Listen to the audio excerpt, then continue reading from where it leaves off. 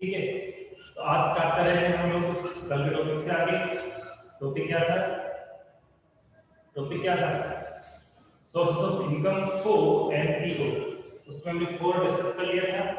अब हम बात करेंगे पॉइंट नंबर फिफ्थ की।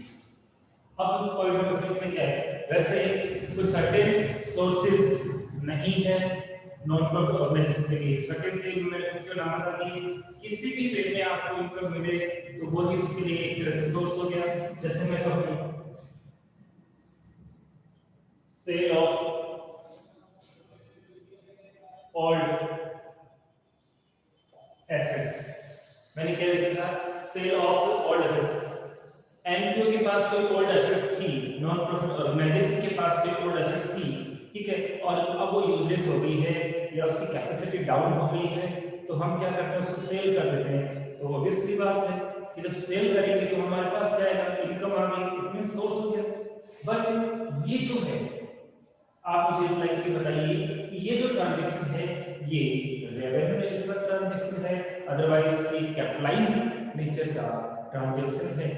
जल्दी से रिप्लाई करके बताइए कि सेल ऑफ ओल्ड एसेट्स ये किस नेचर का ट्रांजैक्शन है?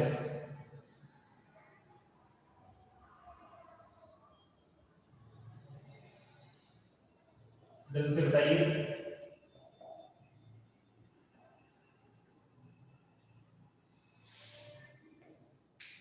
आप एक बात बताइए, क्या कभी एसेट्स रेवेन्यू नेचर की होती है क्या? एसेट्स को हम ऑलवेज कहां शो करते हैं? बैलेंस शीट में शो करते हैं। इट मींस इसका नेचर क्या है? कैपिटलाइज है। किसी भी एसेट्स को चाहे आप परचेज करो, अदरवाइज आप इसको सेल करो, नेचर ऑलवेज क्या होगा? कैपिटलाइज होगा। और कैपिटलाइज होगा तो ये कभी भी इनकम एंड एक्सपेंडिचर अकाउंट में नहीं आएगा। क्लियर? तो इसको हम यहां क्या लिखेंगे? कौन सी नेचर का हो गया ये? Capitalise nature. किस नेचर का हो गया? कैपिटलाइज नेचर का ये हो गया। इसके हम बाद में करें तो और क्या हो सकता है? अब जैसे sale of old newspaper, magazine, daily newspapers मंगाते हैं एनपीओ के अंदर या फिर कुछ मैगजीन्स मंगाते हैं, और जब फिर उसको हम रीड कर लेते हैं तो बाद में क्या करेंगे? तो हमारे लिए क्या है? तरह से ओल्ड हो गई, यूजलेस हो गई, तो हम उसको सेल करते हैं। तो यहां मैं लिख देता हूं सेल ऑफ ओल्ड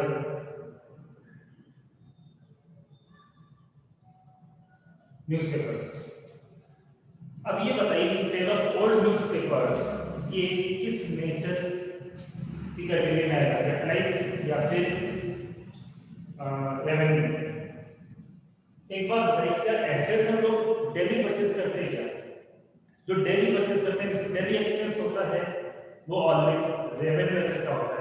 और जो डेली हम जिसके एक्सपेंस नहीं करते हैं, जिसको डेली परचेज नहीं करते हैं, वो ऑलवेज कैपिटल नेचर का होता है। बट न्यूज़पेपर तो एवरीडे हम लोग परचेज करते हैं, मैगजीन भी एवरी मंथ आती रहती है। क्लियर? इट मींस इनका जो अमाउंट है, सेल ऑफ ओल्ड न्यूज़पेपर का अमाउंट है, वो कभी कैपिटलाइज नहीं होगा, क्योंकि एसेट्स वन टाइम परचेज करते हैं, एक बार परचेज करते हैं और लॉन्ग टाइम हम उसका यूज करते हैं। बट न्यूज़पेपर तो एवरीडे हमें परचेज करना होता है, तो एवरीडे का मैटर आ गया। इट मींस ये किस नेचर में जाएगा? ये आएगा revenue nature.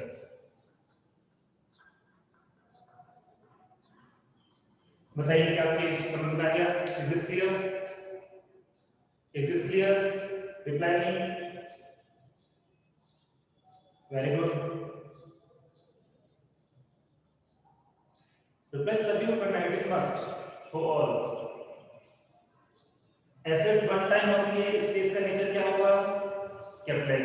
But magazine, newspapers, ये हम लोग ये थोड़ा कि बस अभी आज न्यूज़पेपर परचेज करेंगे, नेक्स्ट ईयर तक उस न्यूज़पेपर को हम पढ़ेंगे, वो तो ओल्ड हो गया, इंफॉर्मेशन ओल्ड हो गई। एवरीडे हमें कुछ न्यू इंफॉर्मेशन की नीड होती है, तो फिर उसके लिए हमें डेली ही न्यूज़पेपर परचेज करना होता है। Is clear? सेवन सेवन की बात करते हैं हम लोग।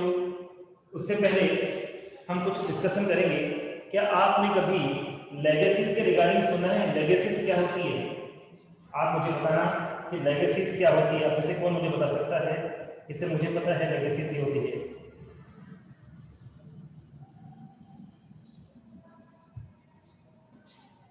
बताइए कि आप किसी को जानते हैं लेगेसीज?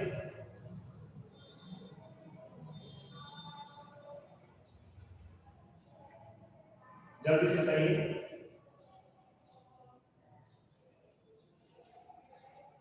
लेगेसीज तो मैं आपको बताता हूँ लेगेसीज होती क्या है। जनरली इसको बोलते हैं वसीयत, विल भी कहते हैं इसको, क्या बोलते हैं? विल। वसीयत कहते हो, विल कहते हो, ठीक है।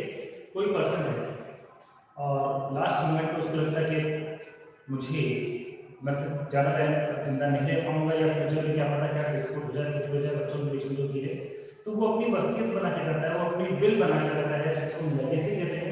उस लेगेसी में क्या होता है, फिक्स परसेंटेज जो अमाउंट है वो एनजीओ को डोनेट कर देता है, क्योंकि उसके माइंड में ये होता है कि ठीक है मैं जाने बाद क्या होगा क्या नहीं वो पता नहीं, लेकिन मैं इंसान हूं तो क्यों ना मैं भी इंसान के लिए कुछ काम करके जाऊं। तो वो अपनी उस वसीयत में से कुछ हिस्सा क्या करता है, वो एनजीओ को या नॉन प्रॉफिट ऑर्गेनाइजेशन को दे देता है। तो वो किस नेचर में आएगी? लेगेसी, जिसको मैं लिखता हूं वसीयत।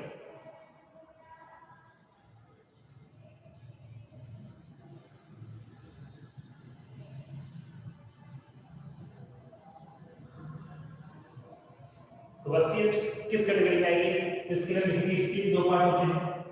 एक में तो क्या है,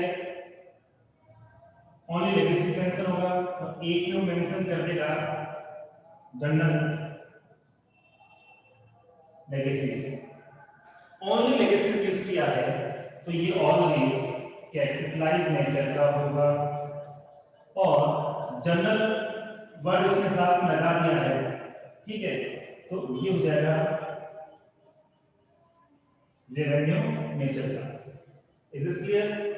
ओनली लेगेसी लिखा है, इसका मतलब वो क्या है, वो कैपिटलाइज है, बट उसके साथ क्या यूज कर लो, जनरल यूज कर ले, तो उसके साथ मैटर क्या बन जाएगा, उसका मैटर हो जाएगा रेवेन्यू नेचर का, उसका जो नेचर वो चेंज हो जाएगा। आई बात समझ में? ओनली लेगेसी है तो कैपिटलाइज है, लेगेसी के साथ जनरल वर्ड यूज किया हुआ है, इट मींस वो रेवेन्यू नेचर का है। Is this clear? Reply me, क्या यहां तक आपके पास समझ में आ गई है? यहां तक की बात आपकी समझ में आ गई है? Very good. अब मैंने आपके सामने कुछ मेन इनकम्स के यहाँ पे नाम लिख दिए हैं, और अब बाकी मेन स्कूल में यहाँ पे एटसेट्रा, ठीक है। और भी किसी के नाम हो सकते हैं, तो मेन में जनरली जो मिलेगी आपको नॉन प्रॉफिट ऑर्गेनाइजेशन के लिए वो यही है, टोटल 7। बट ट्यूशन के अंदर और भी दिया जा सकता है, मैंने कहा था कि सर्टेन नहीं है, अनसर्टेन है, जो रिपीट नेचर में है, जो बार बार आपको क्वेश्चन में नजर आती है, मेंशन होती है, उसको मैंने यहाँ पे लिख दिया है। लेकिन कुछ और भी हो सकता है, ठीक है, कुछ और इनकम भी आपके पास आ सकती है, किसी अदर वे में आ सकती है, तो आपको यहाँ लेके आना है, ठीक है। तो जैसे जैसे आगे बढ़ेंगे आपको खुद ही समझ में आ जाएगा कि हाँ इसका नेचर क्या है, इसका नेचर क्या नहीं है। Is this clear? हम आगे बात करते हैं इसके रिगार्डिंग। अब आगे नेक्स्ट टॉपिक को हम डिस्कस करेंगे, जो काफी इंपॉर्टेंट चैप्टर है, सॉरी इंपॉर्टेंट टॉपिक है। इस चैप्टर में हमें बनाने हैं फाइनल अकाउंट, और कंप्लीट चैप्टर का यही कॉन्सेप्ट है, किस तरह से हम लोग फाइनल अकाउंट बनाएंगे। तो उसके लिए एक वर्ड हम यूज करेंगे, एक मेथड यूज करेंगे, एडजस्टमेंट्स। समायोजन कहेंगे इसको हिंदी में, हिंदी में क्या कहेंगे इसको? समायोजन। इस चैप्टर में टोटली कितने एडजस्टमेंट्स है? इस चैप्टर में टोटली कितने एडजस्टमेंट है? तो उनमें मैंने कहा था कि सबसे पहले adjustment related to income, adjustment related to expenses. First क्या है? इनकम से रिलेटेड, फिर एक्सपेंस से रिलेटेड, इनका सीक्वेंस नहीं है, पता सारे होना चाहिए। तो फर्स्ट क्या हुआ? Adjustment related to income, adjustment related to expenses, then adjustment related to stocks, and last adjustment related to funds of reserve. One by one हम लोग डिस्कस करेंगे और इनकी प्रैक्टिस के साथ में हम करते चलेंगे। सबसे पहले मैं बात कर रहा हूं यहां पर एक्सपेंसेस की, एक्सपेंस से रिलेटेड एडजस्टमेंट कौन कौन से होंगे। देन मैं यहां बात करूंगा इनकम की, कि इनकम से रिलेटेड एडजस्टमेंट कौन कौन से होंगे। तो इसको मैं टू पार्ट्स में डिवाइड कर रहा हूं और this is also divided in two parts. इसका जो एक्सपेंसेस का फर्स्ट एडजस्टमेंट होगा वो ऑलवेज होगा आउटस्टैंडिंग एक्सपेंसेस, और इसका जो सेकंड पार्ट होगा वो होगा prepaid expenses. So there are two types of adjustment of expenses. First is outstanding expenses, second is prepaid expenses. जो खर्चे होते हैं उनके समाधान उनके एडजस्ट कितने हैं, दो है, एक आउटस्टैंडिंग है और एक प्रीपेड है। ऐसे इनकम की बात करें तो इनकम में फर्स्ट एडजस्टमेंट है एक्यूड इनकम, एक्यूड इनकम, और यहां पे है अनअर्न्ड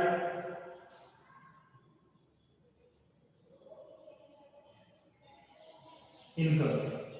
इज दिस क्लियर? अब मैं आपको इनके जो डिफरेंट नेम्स हैं वो भी बता रहा हूं, क्योंकि किसी अदर नेम्स को यूज कर दे आपको मैंने जब देखी हो तो आपको संभव हो सकता है।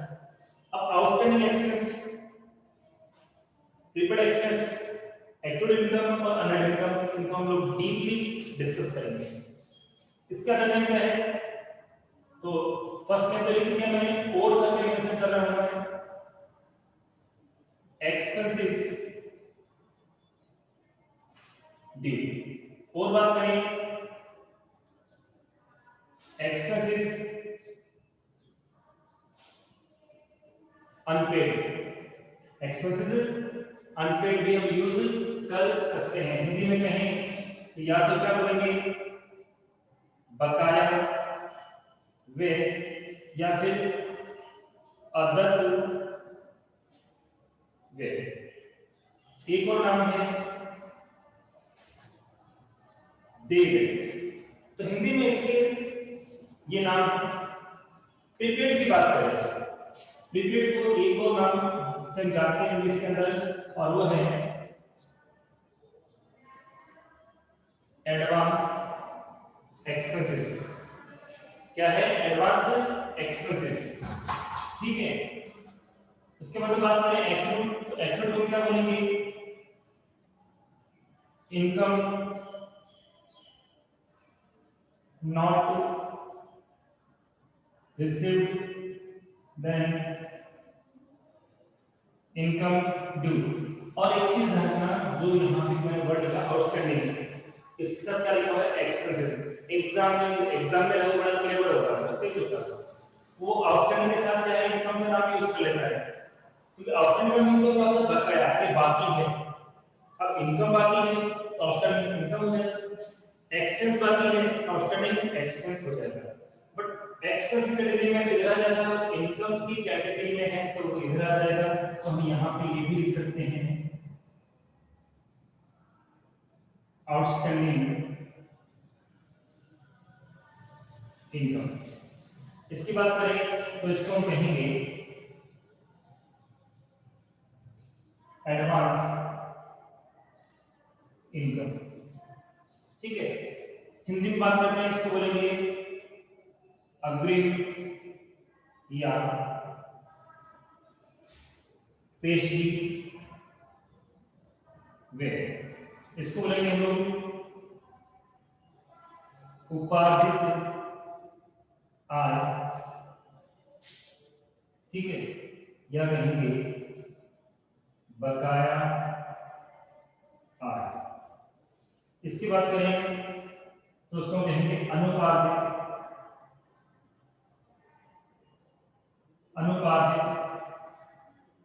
आय, या यूज करेंगे अग्रिम आय। इस तरह से हमने ओनली नेम को ही डिस्कस किया है, इनको किस तरह से एडजस्ट करना है, इसका इफेक्ट कहाँ आएगा कहाँ नहीं आएगा, उसको हमने एक्चुअली अभी डिस्कस नहीं किया है, वो अब करेंगे। बट इनका डिवाइडेशन मैंने किया है, तो ये बात समझ में आ गई। This is not a new point for you, we have already studied in class 11. क्या सबकी समझ में आ गई चीजें? Is this clear?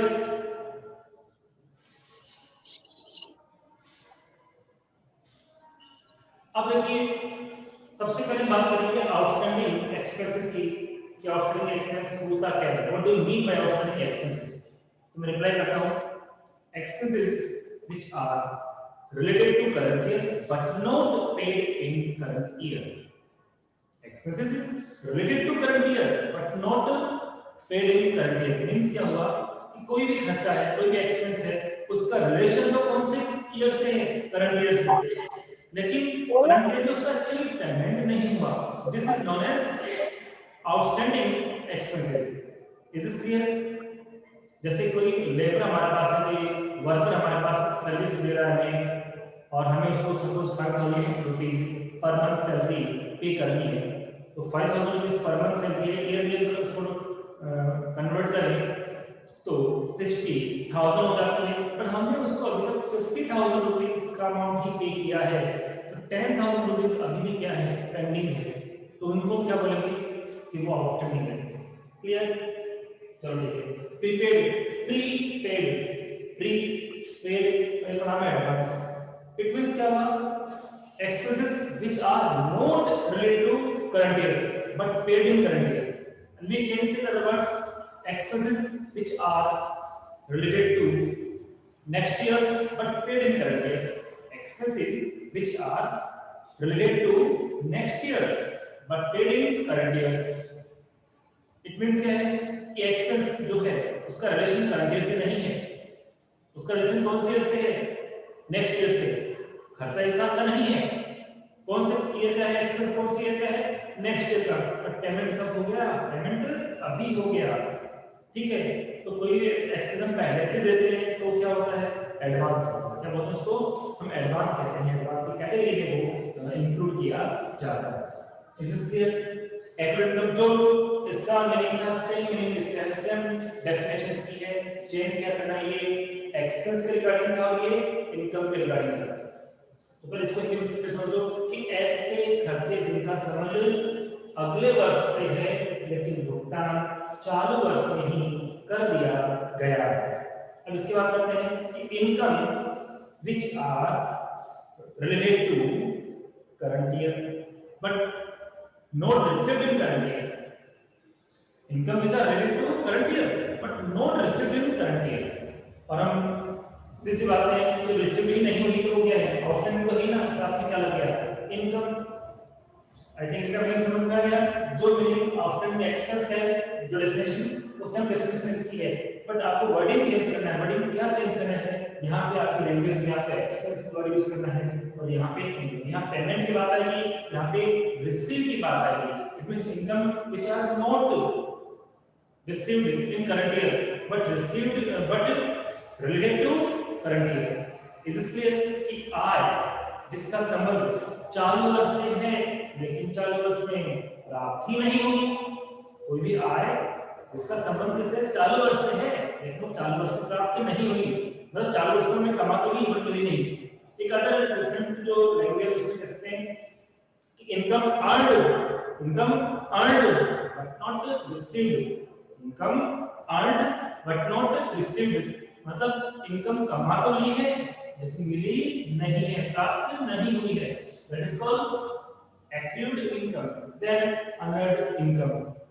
I think आप समझ गए होंगे, जो प्रीपेड का नेचर था वो सेम इसका है कि income which are related to next year but received in current year, income which are related to next year but received in current year, कि कोई भी आय है उनका रिलेशन कौन से ईयर से है, नेक्स्ट ईयर से, बट वो आपको कब मिल गई, अभी मिल गई, करंट ईयर में मिल गई, तो क्या हो गया, आपकी अर्नड इनकम हो गई है।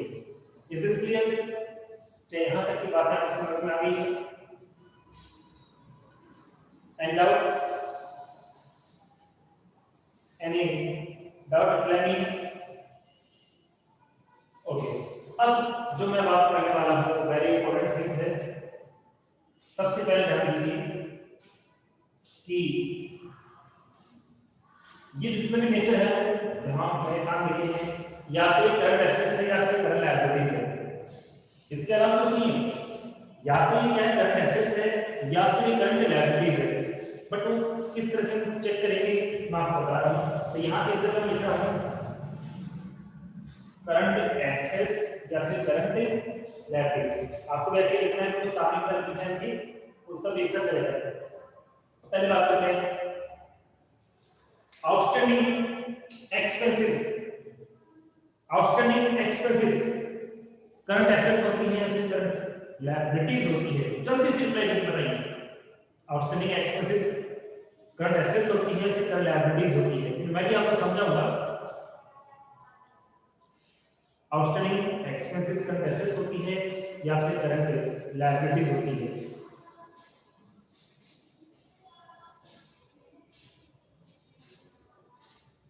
Very good, very good.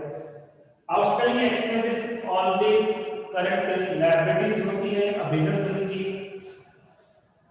अभी रिसेंटली एक एग्जांपल मैंने दिया था कि वर्कर को हमने 5000 पर मंथ के बिहाफ पर अपने यहाँ पे सर्विस पे रखा है, तो ईयरली कितना हो गया 5000 पर मंथ, 60000 के हमने 50 तो पे किया था ना उसने। तो 5000 10000 जो रिमेनिंग है अनपेड अमाउंट है, हमें उसको पेमेंट करना है या फिर उससे लेना है? हमें उसको पेमेंट करना है, उससे लेना है। ऑब्वियसली बात है, एक्सपेंस हमारा था, हमें पेमेंट करना था, हमने नहीं किया, तो अभी उसको और हमें पेमेंट करना होगा 10000 रुपीस और उसको देना होगा। This is duty for us. ये हमारे लिए क्या है? ड्यूटी है। इस ड्यूटी को ही हम लोग लायबिलिटी कहते हैं, ठीक है?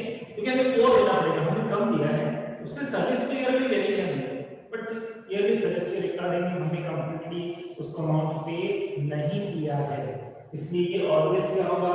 करंट लायबिलिटीज होगी। मैं ऑलवेज रखना। चलो ठीक है।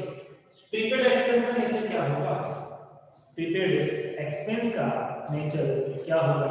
ये करंट एसेट्स होगी या करंट लायबिलिटीज? तो इसमें क्या होगा? हमने एक्सपेंस ज्यादा दे दिए, उसने सर्विस तो इसी दी थी, लेकिन हमने क्या किया? नेक्स्ट पे पे कर दिया। सेम एग्जांपल में बात करें, उसका जो ईयरली अमाउंट बन रहा है कितना बन रहा है? 60000, हमने उसको 70000 दे दिया।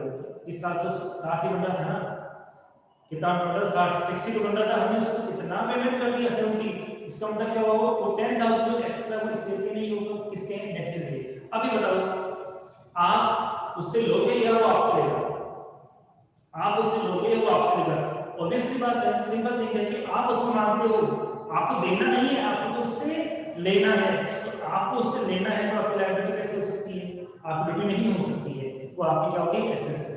लायबिलिटी का सीधा कांसेप्ट है, यदि आपको देना है, आपकी ड्यूटी बन रही है, देना है तो वो लायबिलिटीज है, लेना है तो वो ऑलवेज एसेट्स है। Simple thing. यहाँ पे आपने एडवांस दे दिया था, तो आप मांगते हो, आपको लेना है उससे, ये ऑब्वियस हो जाएगा करंट एसेट्स हो जाएगा। Is this clear? Accrued income का नेचर क्या है? दिस इज करंट एसेट्स और करंट लायबिलिटीज। तो इसमें क्या है? ये इनकम के रिगार्डिंग है कि इनकम जो है, जैसे हम इस बार एग्जांपल चेक करते हैं कि आप कहीं पे काम कर रहे हो और आपकी सैलरी है 10000, ठीक है, और ईयरली कितनी होगी? 1,20,000, बट आपको 1,00,000 रुपीस ही मिली है, तो आप और लोगे या उनको दोगे? आप और लोगे या और दोगे उनसे? आपने सर्विस प्रोवाइड की ना, आपको तो इनकम थी, आपको कम मिली है, तो आपको और लेना है। आपको बोलोगे भैया 1,00,000 रुपए दिया आपने, देना कितना था? 1,20,000। तो ये आपके लिए ऑलवेज क्या बनेगी? करंट एसेट्स बनेगी। और ये आएगा समझ में कि कम मिली है तो और लेना है, कम मिली है ना, इसलिए और लेना है तो एसेट्स। इसका नेचर बताइए कि अर्नड इनकम किस कैटेगरी में आएगी? अर्नड इनकम किस कैटेगरी में आएगी? ये करंट एसेट्स होगी या फिर करंट लायबिलिटीज होगी? एब्सोल्युटली करेक्ट, क्योंकि इसमें हमने इनकम एडवांस में ले ली है, इस बार आपने ज्यादा ले ली है, तो आपने ज्यादा रेडी ड्यूटी है कि हमें वापस दो या उसको फ्यूचर में हमें एडजस्ट करना है, वो हमारा नहीं उसका अमाउंट है, उसने ज्यादा दे दिया है तो हमें उसको वापस देना होगा या उसका इनकम के साथ एडजस्टमेंट करना होगा। क्लियर? तो कितने स्टूडेंट्स की बात समझ में आ गई है सब लोग? Reply me, any doubt? क्या सबकी बात समझ में आ गई है? No doubt, very good. Any doubt? कुछ नया पढ़ नहीं है, 2-3 मंथ पहले हमने 11th क्लास में जो स्टडी की थी सेम वही टॉपिक चल रहे हैं आपके सामने। चलो उसके बाद हम करते हैं। अब इनका रिलेशन है वो करंट ईयर से भी हो सकता है और प्रीवियस ईयर से भी हो सकता है। C1 current year, P1 previous year, CA current assets, CL current liabilities. तो करंट ईयर का है तो क्या करना है, करंट, और प्रीवियस ईयर का है तो क्या करना है। देखिए ध्यान सुनना, इनकम एंड एक्सपेंडिचर अकाउंट जब बनाते हैं तो उसमें जितने भी रेवेन्यू नेचर की इनकम है और रेवेन्यू नेचर के एक्सपेंस है उन सबको रिकॉर्ड करते हैं, ओनली रेवेन्यू नेचर। बट एक कंडीशन है। कंडीशन क्या है? कंडीशन ये है कि which are completely related to current year, होना भी किसका चाहिए, उसका संबंध भी किससे होना चाहिए, करंट ईयर से होना चाहिए। यदि उसका रिलेशन करंट ईयर से है ही नहीं तो हम उसको यूज भी नहीं कर सकते हैं। आगे बात समझ में, तो ध्यान दीजिए इनकम एंड एक्सपेंडिचर अकाउंट में हमें इंफॉर्मेशन लिखनी है वो किसकी आएगी, करंट ईयर की आएगी। किसकी आएगी? करंट ईयर की। इट मींस कितने मंथ होगा करंट ईयर में? In every month there are 12 months. 12 month से ना ज्यादा लेना ना कम लेना, सीधी सी बात है। ना 12 मंथ से कम आएगा ना 12 मंथ से ज्यादा आएगा, इतना समझना है। अब 12 मंथ जो 12 मंथ का अपना एक पीरियड है, ईयर है, उसमें से ये एग्जांपल दे रहा हूं कि जो वेजेस है जो लेबर है उसको हमने 5000 पर मंथ के बिहाफ पर अपॉइंट किया था। ईयर में इसका 60000 किया, पेमेंट कितना किया हमने इसको 50 किया ना।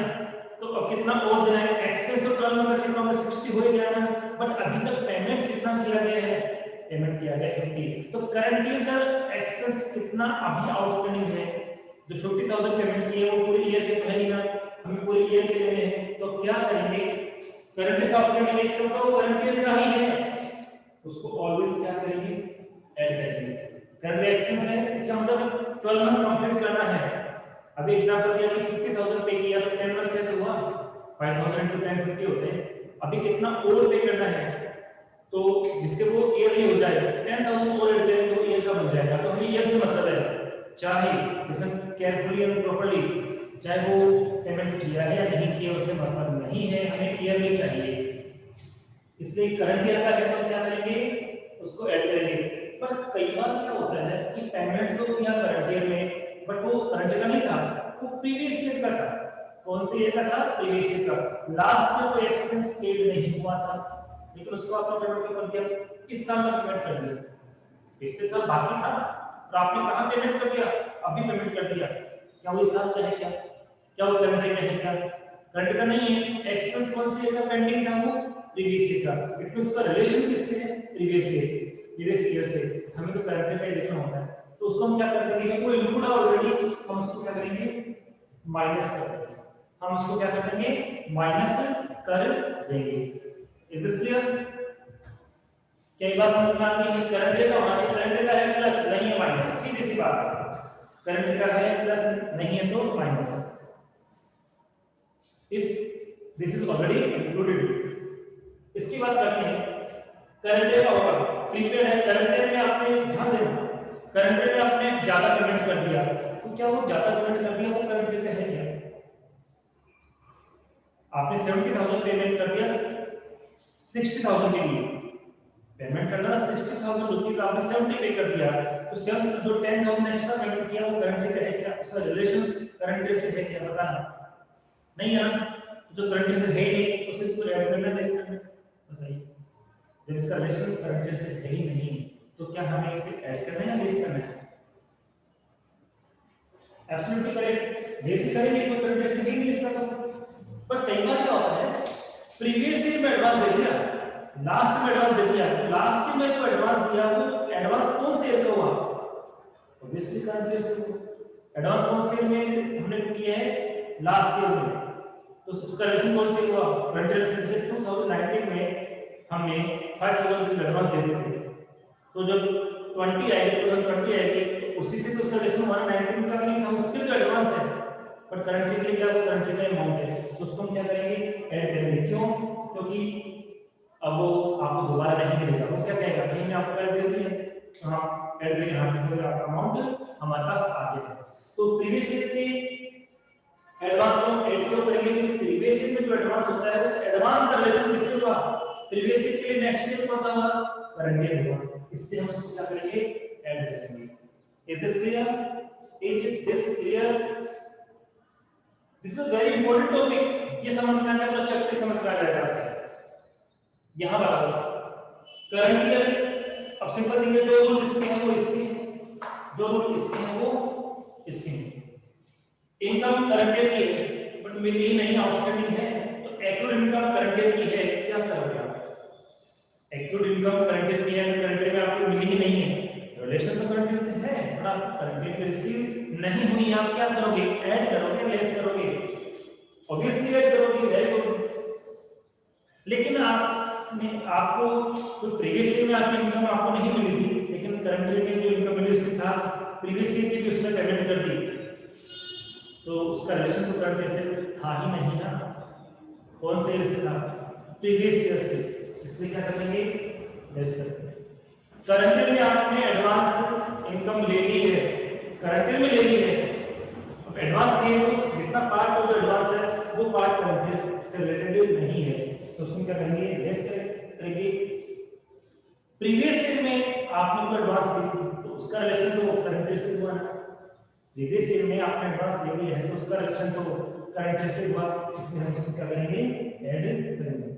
90% 95% क्वेश्चन इसी टॉपिक के ऊपर आपको इस चैप्टर में करना है, ठीक है। अगेन हम इसकी प्रैक्टिस करेंगे तो समझ में आ जाएगा। अकाउंट का नेचर होता है जब तक आप प्रैक्टिस नहीं करते, न्यूमेरिकल के साथ उसको कनेक्ट नहीं करते हो तो वो 10-20% रह जाता है, और जैसे ही न्यूमेरिकल के साथ कनेक्ट हो जाता है वो 100% हो जाता है, वो काम नहीं करेगा, ठीक है। इतनी बात किसके समझ में आ गई है, इतना मैटर किसके समझ में आ गया है, यस और नो, अदर स्टूडेंट्स बताइए। 12th क्लास में आपका जो एफर्ट है वो 200% होना चाहिए, 11th की तरह नहीं, जैसे आप वहां के रेस कर रहे थे अब नहीं कर सकते हो।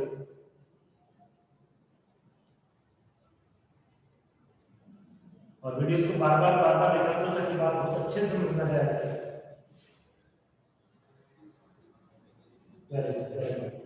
तो आप इसको नोट डाउन करोगे, लिखोगे। आई होप आपने लास्ट क्लास में जो है वो सारी क्लियर होगा। कल का जो वीडियो था वो टेक्निकल बेसिस की वजह से क्लियर नहीं था। आई थिंक आपको उसको ढंग से ना तो वॉइस क्लियर आ रही होगी और ब्लर भी आ रहा होगा वीडियो, तो उसको मैं फिर से बना के आपको सेंड कर दूंगा। तो कल का टॉपिक था, इज दिस क्लियर? ये वाला ना कल, ठीक है। तो आज की क्लास के लिए इतना ही। कल हम आगे बढ़ते हैं और हम लोग न्यूमेरिकल बेसिस पे बात करेंगे, किस तरह से इन एडिशन को न्यूमेरिकल टॉपिक के साथ हम लोग कनेक्ट करके समझते हैं। Okay, thank you so much.